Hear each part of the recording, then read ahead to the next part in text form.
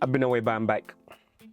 And I finally got a chance to actually watch back the Arsenal game away at Sunderland at the Stadium of Light. And before I get into the video, right, make sure to subscribe and like. But let's get into it. The narrative coming after the game is like Arsenal are about to bottle the league. And I'm thinking, bro, we're still in November. No one has won the league, no one has lost the league. Well, obviously, if you're not part of the chasing pack. So I do not get this narrative whereby Arsenal have lost the league because they dropped points at the Stadium of Light. A team that has not lost a game at home, regardless of if they literally just been promoted into the Premier League, that does not matter. The game is not played on paper. And if you play the games, or if you watch Sunderland, you know why. Because literally, I took a deep dive into the game, which I'm about to break down. So, before I get onto Arsenal, I just want to big up Sunderland. I want to big them up because they set up nicely to actually face Arsenal. On paper, it came across as a 4-4-1, but out of possession, they were playing with 5 at the back, 4 across midfield, and 1 up top. But then again, they had a plan, which I'm literally about to show you, because in the first 10 minutes, you could tell exactly what Sunderland game plan was, which basically stood out. They went to press Arsenal in the first 10 minutes aggressively. Let's take a look at the way Sunderland actually set up it within the first 10-15 minutes, right? They didn't come just to be like, hey, we're going to give Arsenal the ball just to play. One key thing I actually want to keep an eye on is Eze, who I've actually highlighted here, right? But then keep an eye out on the 2 central midfield for Sunderland. Xhaka obviously trying to press Rice. Zubamendi literally will have to look behind him because there's a midfielder that are ready to press. And the striker up top ready to press. But Raya is to play the ball straight into William Saliba. As I mentioned, let's keep an eye on Eze, right? In this frame here right now, Ballard, who is a centre-back for Sunderland, playing in the back 3, look at how high he is. Making sure that the ball does not go into Eze, which is forcing Arsenal long. This was a feature of Sunderland's gameplay within the first 15 minutes, just to make sure they're mixing it up, letting Arsenal know that this is not going to be an easy game. And that set the tone for the whole game. They were not passive and they were not sitting off. But one thing also that actually helped Arsenal in this game is that whenever they were able to beat that press, they were able to get out Sunderland on the wide side. One thing we need to look at is the role that Arteta made Califuri play. I think most of the time if you watch Arsenal play, you see that he invests a lot into the midfield. This season, Arteta has been deploying Ricardo Califuri in a different sort of setup.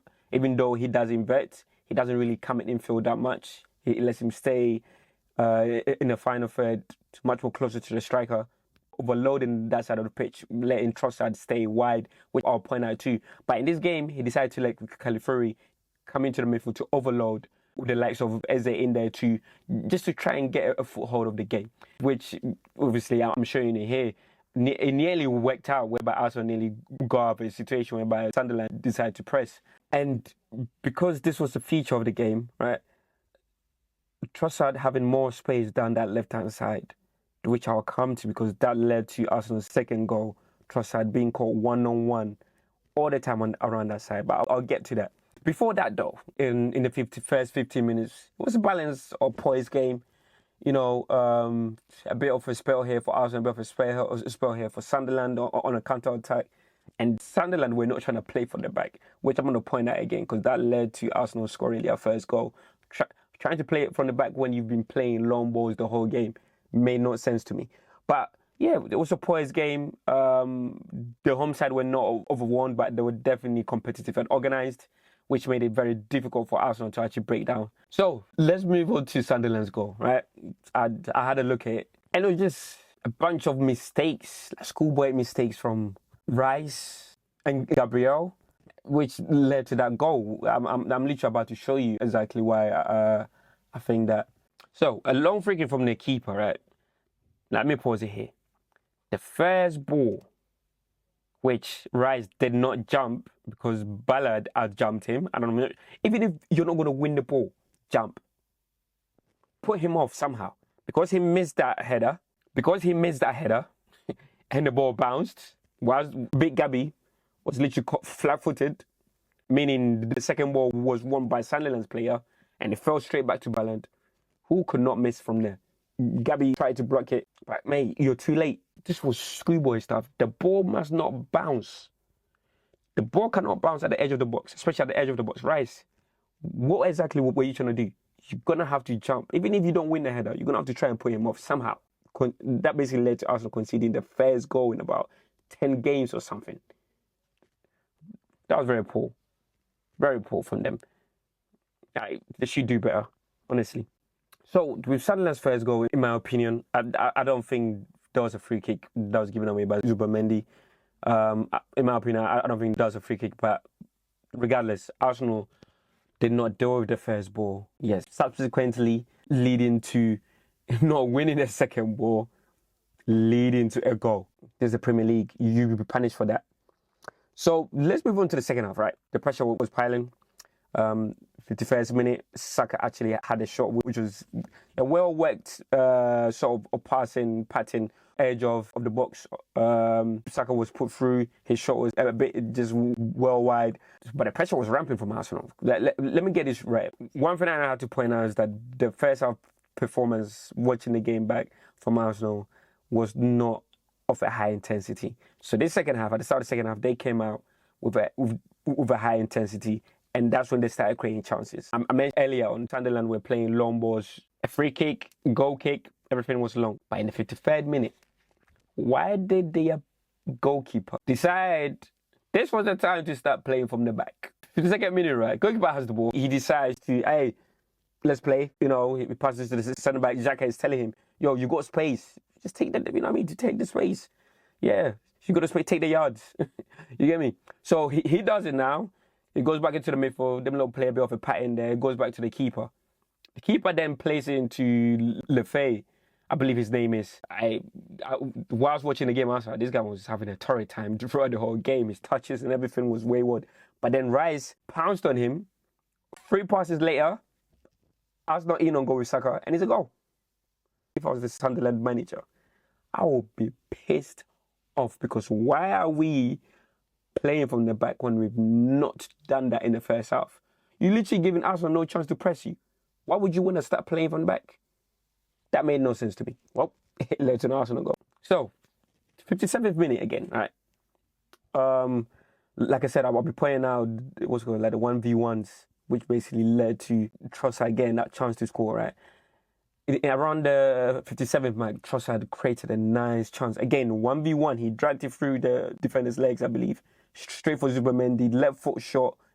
A bit of a snatch shot anyway on his left foot, and it went wide.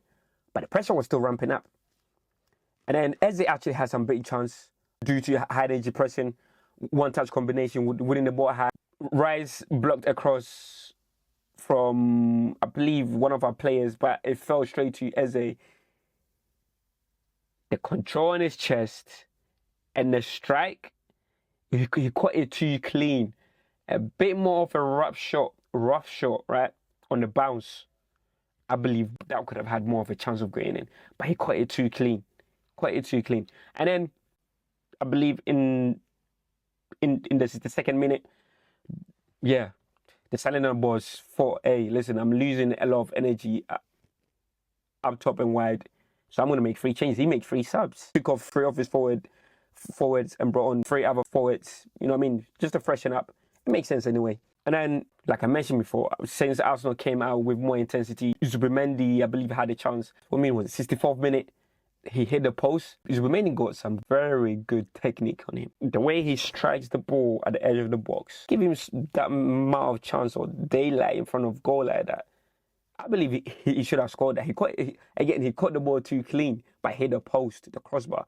Like I was saying, because of the way Arsenal do set up, that basically gave Trossard lots of 1v1s. Again, Arsenal are able to recycle the ball. Look at the space which I've highlighted whereby Trossard will go into, right? The defender closes him down, but because Ricardo Califuri recognizes that the defender will have to make a decision if he goes on the overlap, whether to come across and stop the pass from going through, which would then give Trossard a bit of a time and space to actually get the opportunity to shoot, or he sticks with Trossard. Let's show you what the defender decided to do. Because of that tension, a half a yard Trossard got. Now, kid you not, the finish, top class. The keeper was not saving. I mean, he did have a little bit of a touchback. Come on. You know what I mean? He still was not saving that. Yeah. And yeah, that was 2-1. And literally, obviously, I already know the scores of the game. I was thinking, Arsenal actually played well in this game. So what happened as to how we conceded that last goal? And I'm about to show you how. So, the last goal for Sunderland. Guys, honestly, watching that game go back,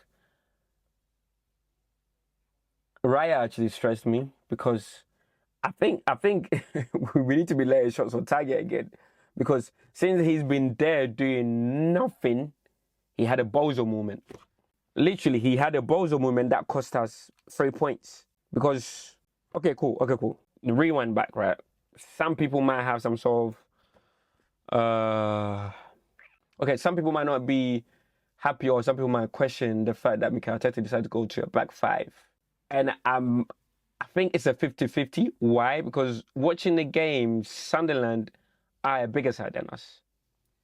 And he took off Eze and brought on Mosquera, who's actually a big lad, for us to go five at the back. So we had 5 big lumps at the back who can actually play and defend, right? But I feel like we gave them the opportunity to put the ball in the box because we sat off. With Eze, I believe we probably might have pushed up a bit more. I don't know. In hindsight, probably he shouldn't have, but I get why he did it, because we have a lead to protect. You get me? So what's good? Let's have a look at it. Let me get back to Raya. Let's have a look at this second goal. Literally, yeah, I blame Raya. I blame Raya for this goal because, firstly, cool, we didn't win the first header. That's fine. But Raya, you are like few yards off your line, bro. If you're gonna come for that cross, you're gonna come for that ball, clear out everyone. He's meant to clear, because look at this. He's meant to clear out everyone and win that ball. Yeah, let's have a look at Gabby. You know what I mean? Gabby got bullied by by Broadway. We considered our second goal in like about 10 games. But in the end, I think we had the chance to actually win that game. We did. With Califuri having the best chance, one of the best chances of Arsenal created in the game by Saka. From that right-hand flank, got the ball, crossed the ball, back post. No one picking up Califuri, and he headed it straight to the keeper. I think this was in the 94th something minute. Headed it straight at the keeper, headed down. If he headed it down here, that's a goal. Because the keeper was coming back across, as you should. And he headed it straight to the keeper. Oh. That would have been 3-2, and I think we would have taken all 3 points. But you know, yeah, in all, I think both teams deserve the point. Both teams did actually deserve a point. But this narrative whereby Arsenal about to bottle the league when the league is not won or lost in November, it just makes no sense. We are still leading by 4 points. Man City second. Cool. Man City's been there and won it, but this is not the same City team. That is not the same City team that won the league 2 seasons ago. It's not. And Arsenal, we're playing with 5 of the attacking players out, with Moreno up top. Still got away with a draw away at that ground. I'm kidding not. Not many teams will go to that ground and gain points. If Sunderland keep on playing like this at home. Kidding not. But yeah, in summary, it was a good game of football, intense football, all the way to the end.